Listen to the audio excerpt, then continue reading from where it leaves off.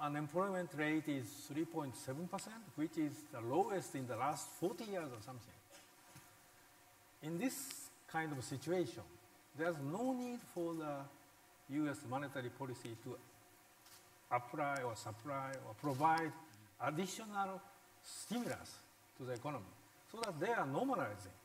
They are not sort of tightening monetary. They are just normalizing, approaching to the natural rate of interest. So in that sense, there may be some impact through the market, but it's good that U.S.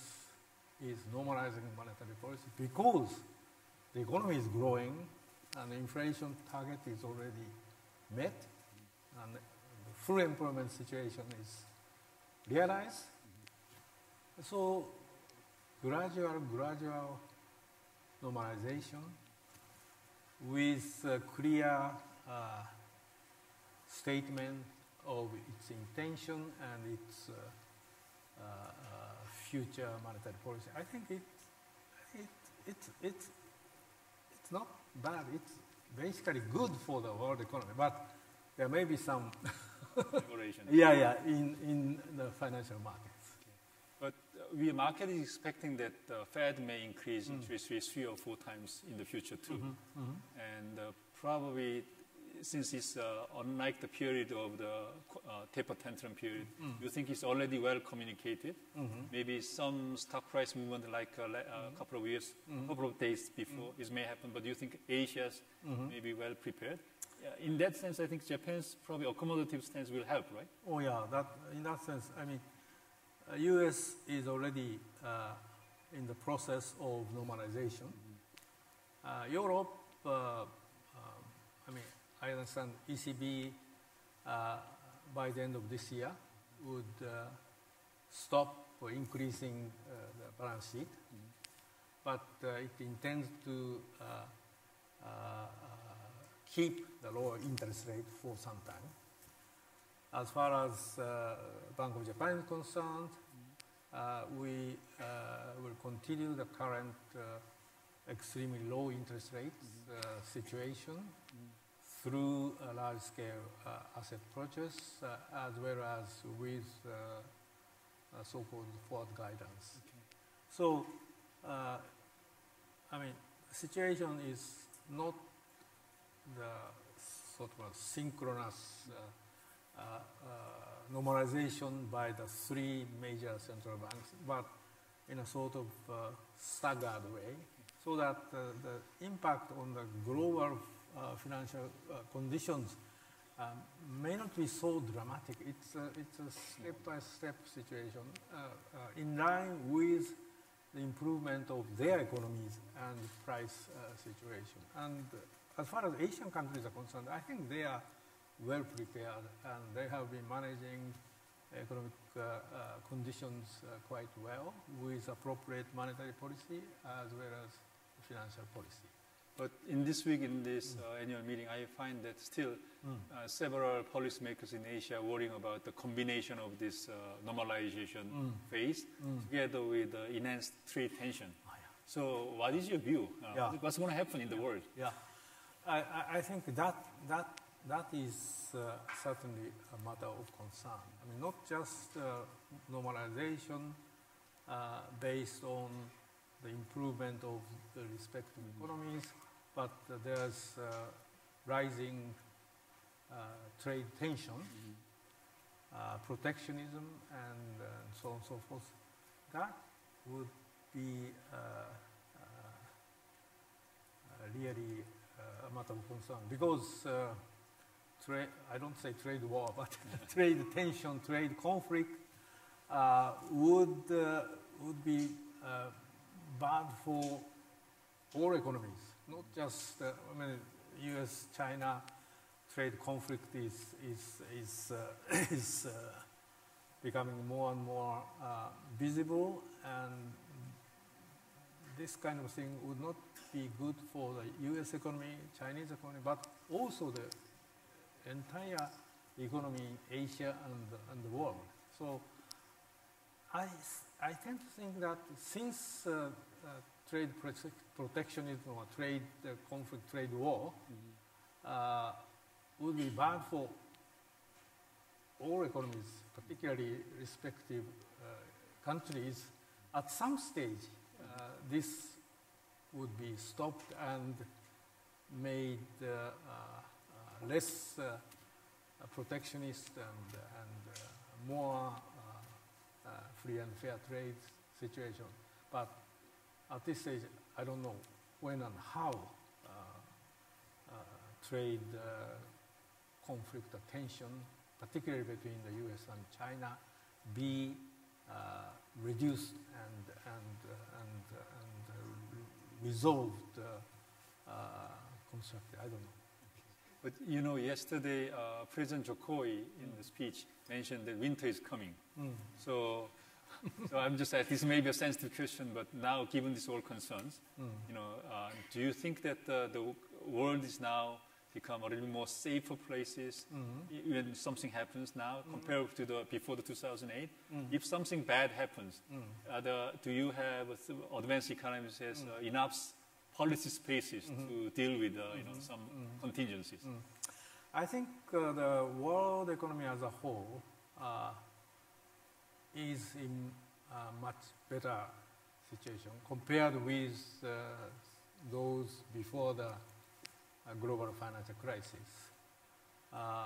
First of all, I mean, after the Lehman crisis, the world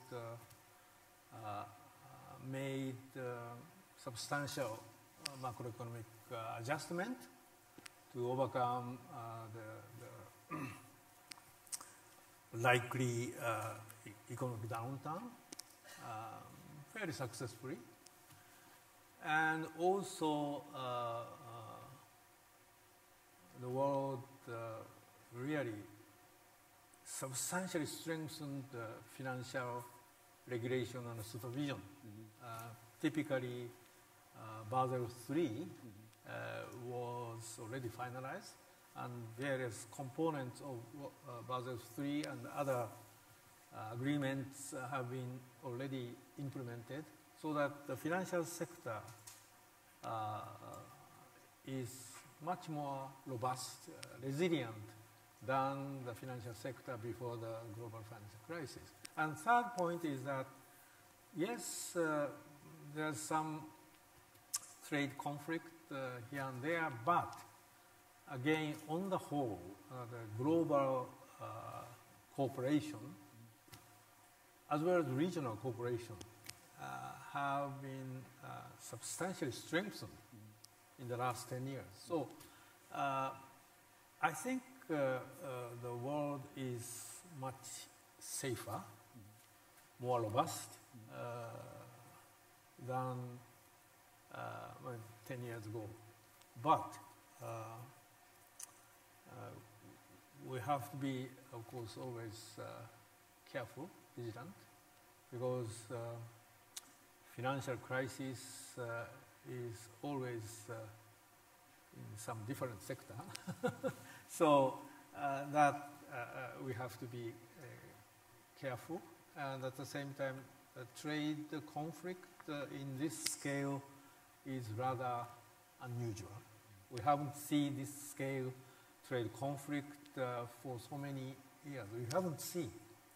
And so this is quite new kind of development risk to the world economy. So, but still I think the world economy as a whole is much safer and in much more robust situation.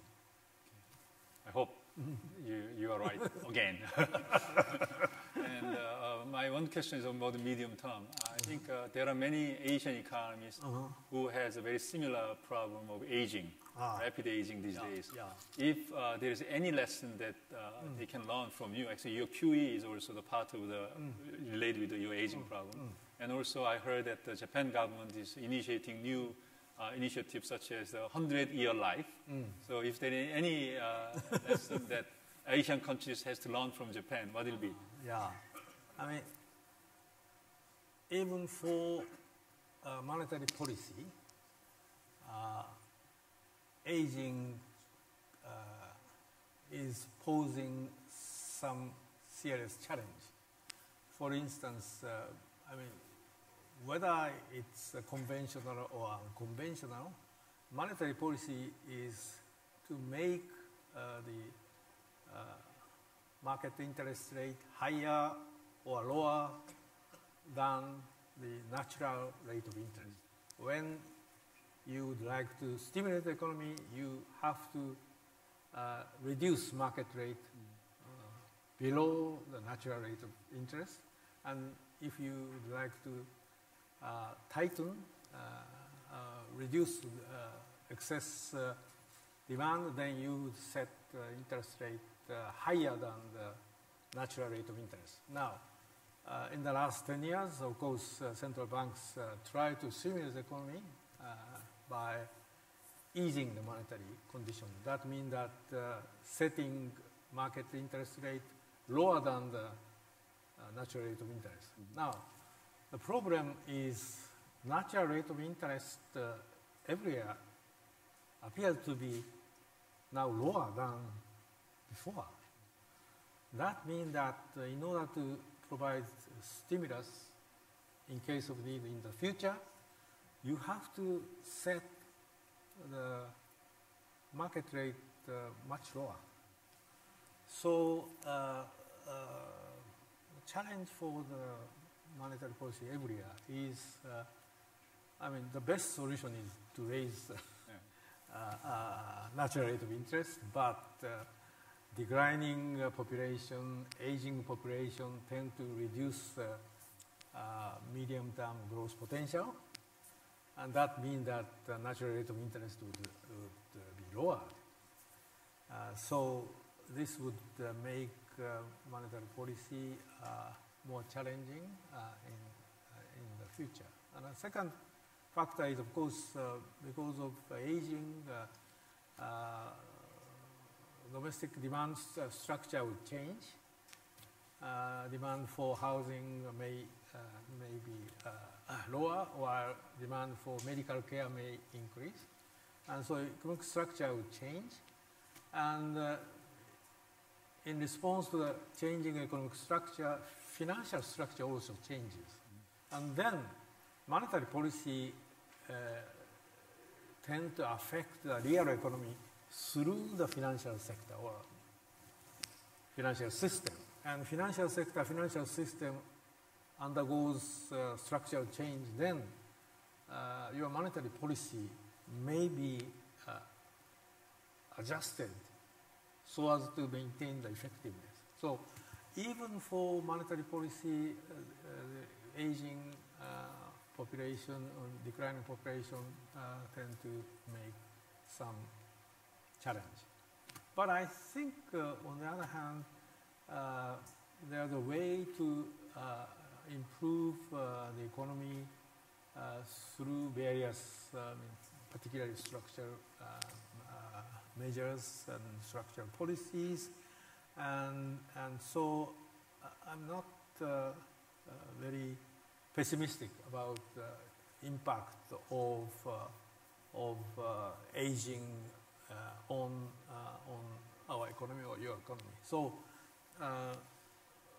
Japan, I understand Japan as chair of the G20 next year would like to make this population aging, which is not only in Japan but also many Asian countries, European countries, and even many emerging economies. I mean, it's becoming a common challenge. But the challenge, at the same time, it could be opportunity to improve your economy, your society. So I understand that Japan, as a chair country of the G20 next year, would like to make this a not negative kind of issue, but rather could be a positive. It's an opportunity. Yeah, opportunity. Thank you. looks like I mismanaged the time, so I do not know, but given the busy schedule of Mr. Groda, let me just have one question. I'm very sorry. One question from the floor. Is there anyone who want to have questions? Yeah. Man.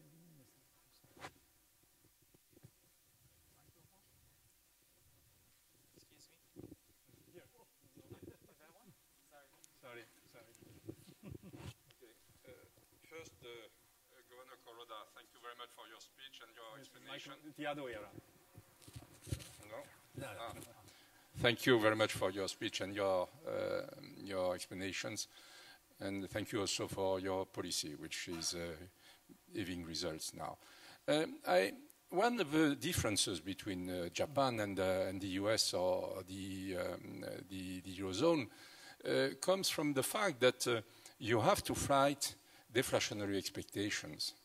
And you have two issues on which I would like you to give your views, is the fact that there are a lot of households in Japan which are hoarding cash in yens.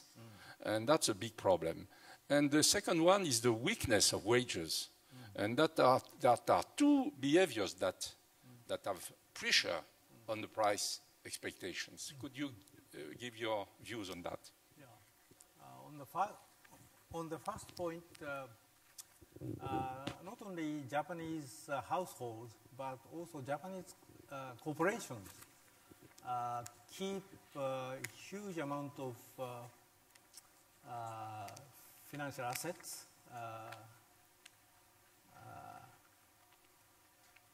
rather than spending for consumption or spending for investment.